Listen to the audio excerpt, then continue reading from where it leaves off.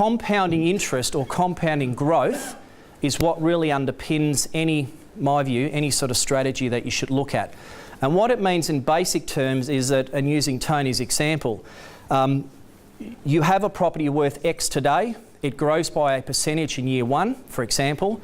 The following year, it's growing by that same percentage again, with that growth already on top of that value. So you end up with this very sort of steep curve over time. So you probably hear people quoting, property doubles in 7 or 10 years, right? Regular thing that we hear. That's how it occurs. And we'll work through some numbers on how that actually works and compare it to superannuation, what you would have to do to put away enough money from a particular point in time to achieve your retirement goals versus something like this where you've got 1 or 2 assets actually compounding at a fairly heavy rate. So the key here is also the asset that you have purchased or invested in, because it is worth 300, 400, 500,000, whatever the number is, that thing is compounding in growth over time, as opposed to you trying to put a small amount of money into super or into a savings account off to the side. There's a big difference there. Just on that point, you want to pick my brain on property investing. I do have a portfolio, have done it for 12 or 13 years now, love the space and very passionate about, so happy to share those stories as we go. So $100 a week, the reason why I picked that number, and Tony talked about $80, I think was quoted, $2, etc., again specific to your circumstances.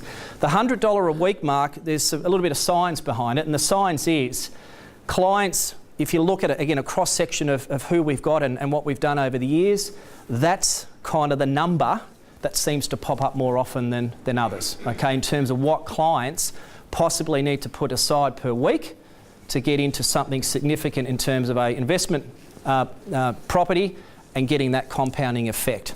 Can be a lot less than that, as Tony explained, in terms of perhaps $2 a week or even being positive in terms of the net cash flow at the end of the day. What this shows, however, is, and don't worry about the fine print in here, and again, this stuff's information's available if you want it. If I was to put $100 a week away, and my interest was calculated monthly in terms of a term deposit or something out there at a modest 4%, you can play with the numbers for 10 years, I end up with about 63 grand sitting in there, right? I've earned something like 11 grand's worth of interest, all right, if I'm just putting that money away. So part of tonight is to show you, if you put the same sort of dollars into a property investment strategy, as an example, what that has in terms of outcome.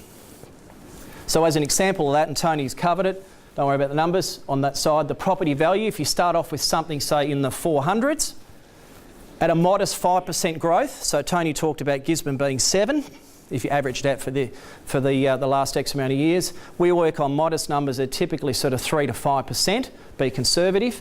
By the time you get to year 10, there's about $180,000 of equity sitting in that property, right? And all you've done is contributed the same amount of money to that transaction, being the $100 as an example.